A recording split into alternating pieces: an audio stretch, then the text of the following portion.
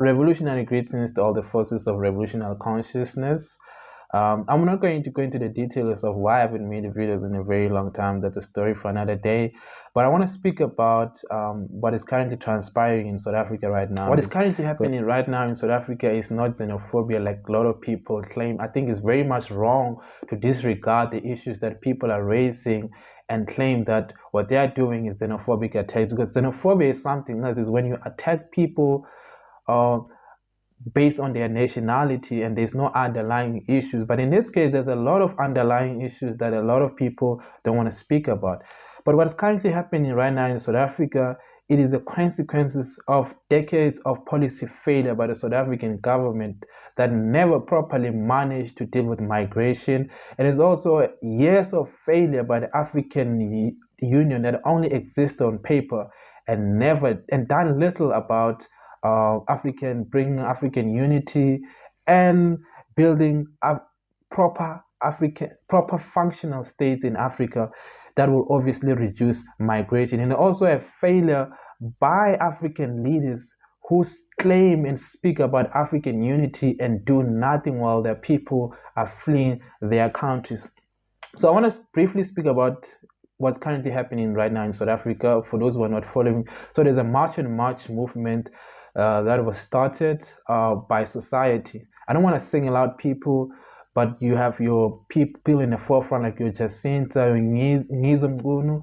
Obviously, you're going to have those type of people that are voicing out the views of the people because firstly, they have larger platforms, and secondly, they are more articulate. There's any movement that is started or a revolution, because this is a revolution. Remember, a revolution is started by the people. It's never started by the leaders, because leaders are comfortable. Especially in our context, our African leaders are comfortable. They live in luxury. Their kids are going to private hospitals. Their kids are going to private schools, so they are comfortable. So a revolution is always started by people. This is why when people do something, it's very fundamental that you listen. So what's currently happening, like I said, there's a March and March movement for those who are not following that started, and it's growing across different provinces, whereby people are going after illegal immigrants and chasing them out of the country, saying that they must go back home, get documentation, and come here for the right reasons, because there's a lot of issues that have been raised about illegal immigrants as well as legal migrants as well.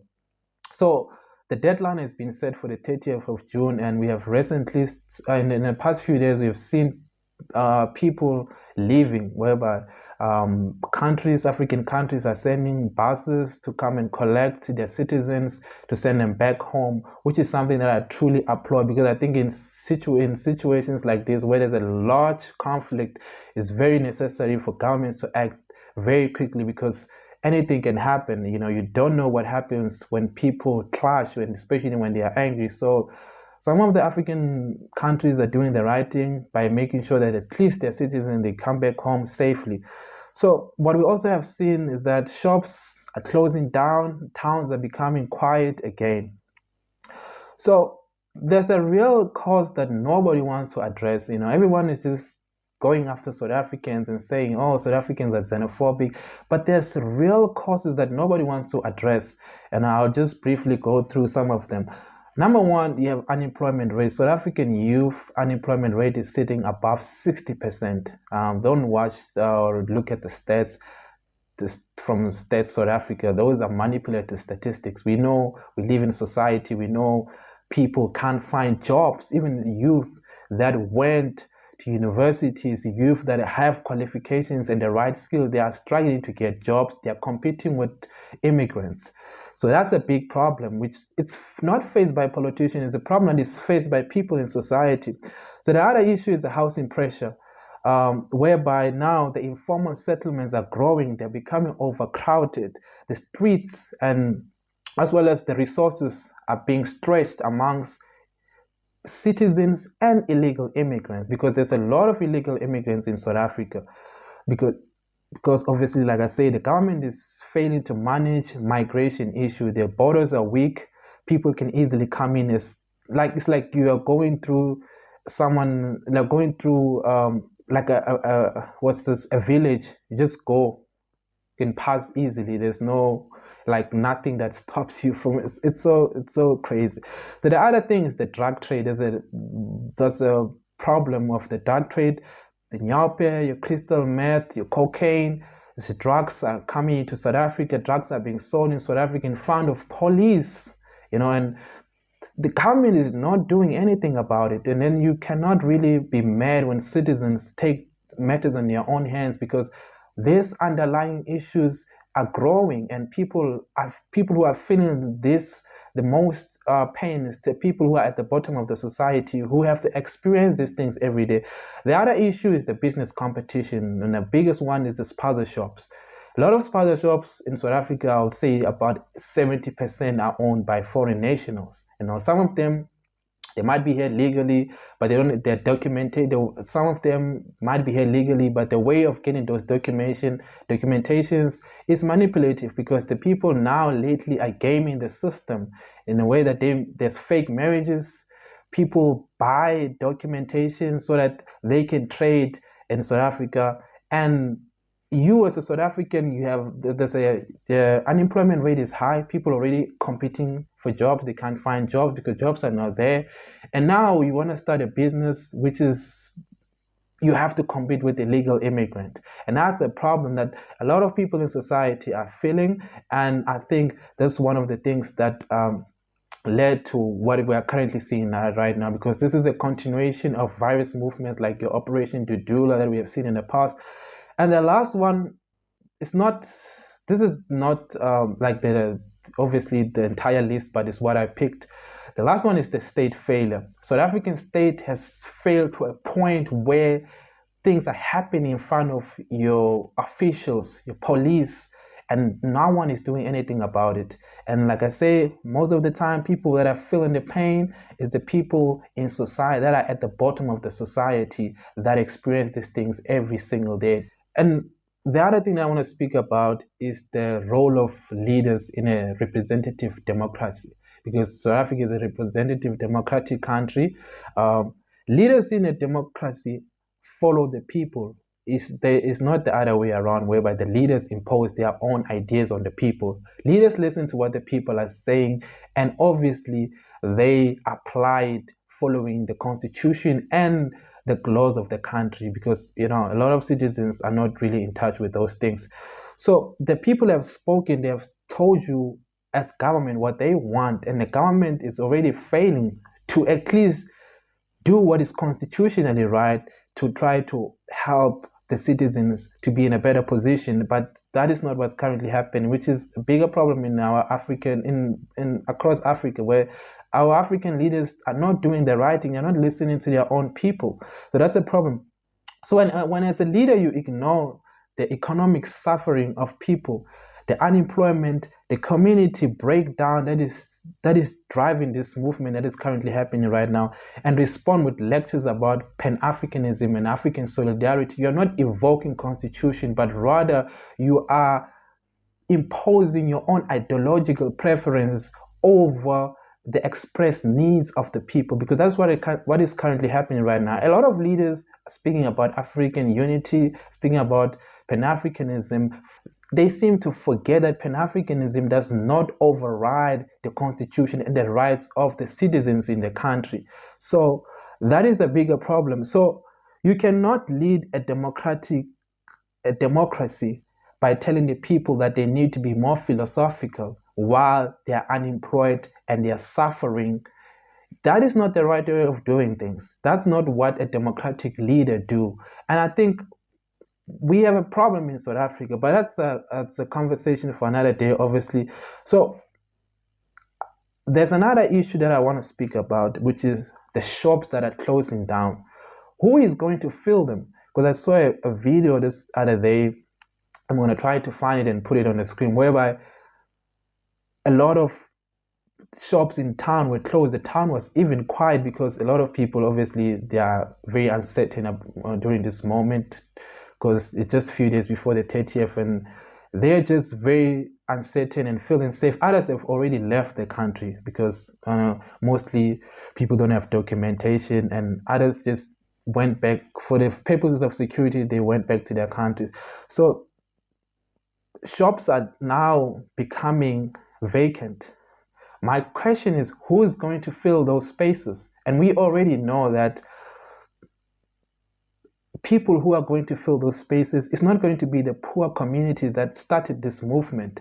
It is going to be the people that already have the means and the resources, you know, to start businesses. And I think in moments like this is where the government start to listen to the people and say, okay, this is what you guys want. We're going to help you to do it the right way. We're going to deal with the issue of immigration. And in moments like this, where we see an opportunity to empower South Africans, we're going to fund people to get into those spaces. We're going to fund ordinary citizens to get into those spaces, start programs, sponsorships where people are able to take over those spaces that are now free. But what is going to happen right now is that a lot of people that are going to take over those spaces is your people that is your politicians, is your economic, is your business people, people that have capital, and people also that are going to use others as fronts. So it's going to end up in a situation whereby this movement yields no good results for an ordinary citizen that was part of it from the start. So, and I think the government needs to do something about this. Make sure that you empower the people in situations like this.